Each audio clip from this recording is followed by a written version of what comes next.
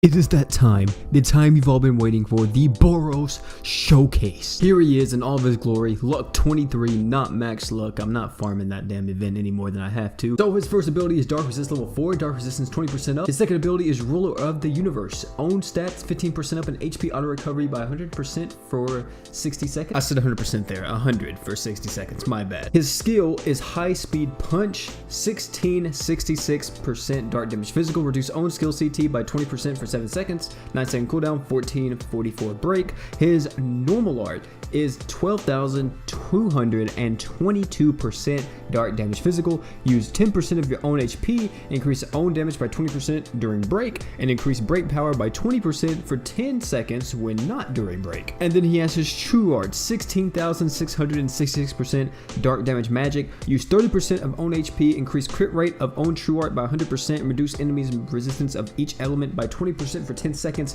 4,444 break. His slots are 5-star physical, 5-star physical, and a 4-star heal. Now let me just go on the record and say, this man Boros is not good at all. Against any type of giant boss, he is not great at all. I would have taken him up against the Crest Palace, but we'd be there for a good 10 minutes. So we're just going to take him up against this giant boss. This is Frozen Calamity of the North. We're of course playing it on Awoken. And let's talk about Boros a little bit more. So Boros, of course, having the 2 5-star physical slots is pretty decent. It's not the greatest, but you know, you can make it work. You can use 2 Curse Light swords in there. You could use, you could use 2 Curse Light swords. You could use Earthmare's true weapon. There's a lot of stuff that can be changed with the 5-star physical slot for that.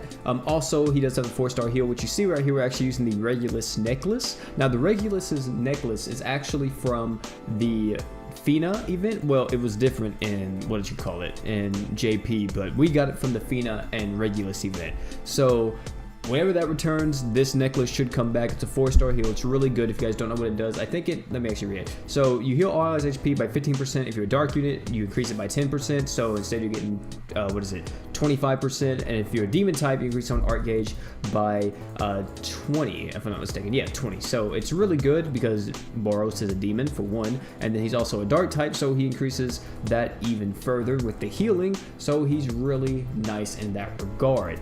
Of course, Boros, so you can see right here, this will be some damage you see. We're going to see it right there. You're going to see a lot of 4,140 numbers. I don't know how many times that actually hits, but you guys can tell me. So you saw right there, you know, it's not too crazy damage, but you got to also consider the fact that that's not Boros's damage. That's like Finn and Maru and Thetis's damage. So don't think that's all Boros's damage, because it's not.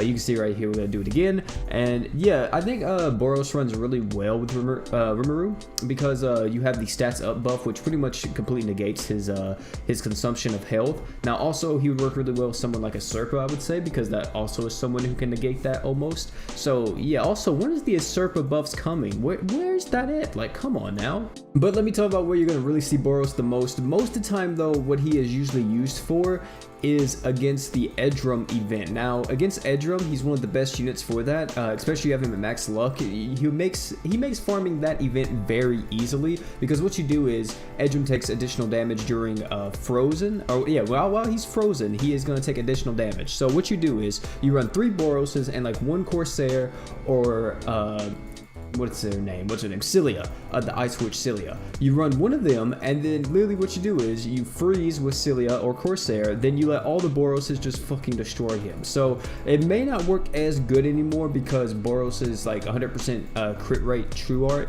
is now tied to his true art and no longer his normal art. So you know, that may hurt him a little bit, but we'll have to see. I could have used his normal art right there, but we wouldn't have been able to get really too much effect out of it, because I want to just use the true art, because overall we're going to do more damage. Also, another key note, I guess, or key point to note out with Boros is he is reducing all elemental resistance, which is nice. So if you are running him on a multi-elemental team, or just a rainbow team, whatever you want to call it, he will benefit from that, and you know, he'll make everybody else hit a little bit harder. Of course, I would have ran him on Mono Dark, because that's probably what a lot of people want to see him on. But here's the thing, if I would have showed him off on Mono Dark, you really wouldn't have been able to see what Boros could do, like damage wise, because what would happen is Regulus and Rags, or whoever else I would use for that, we just one shot the guy. So there's no point in me doing that because it wouldn't really show off Boros's like damage that he can deal. Also, I think Boros did lose his stacks with his, yeah, he did lose it already, his stat buffs that he gets. So yeah, he definitely lost that, which kind of sucks because, you know, that definitely helps him a lot. But yeah, we lost it, and we lost the healing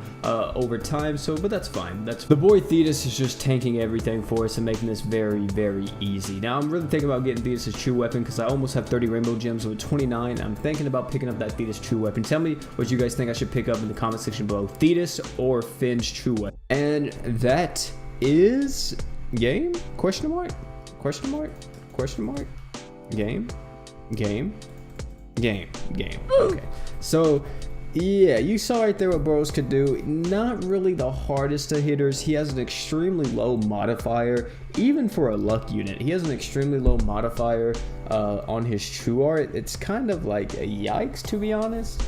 So definitely, I think they hold him a lot. They could have easily made that modifier like 20,000 or maybe even 21,000 instead of 16,666. So they definitely got hold right there. Could have made him hit a little bit harder and stuff. But yeah, man, that is Boros in all of his glory. Mostly gonna be seeing him farm other stages, like weaker stages, you know, events and stuff, because luck unit and all that. You're not gonna really be seeing him taking on like the hardest of hardest content, like for example mines and all that. You won't really see him in that type of situations. But overall though, I still like Boros. I think he's a cool unit. I like his design. It's just that I wish he did more. By more, I mean I wish he did more damage, because you are sacrificing 30% of your health for no damage at all. So yeah, part of the guys, thank you all for coming out, man. It's pretty bro. Don't forget to like, comment, and subscribe for more randomness content on the channel.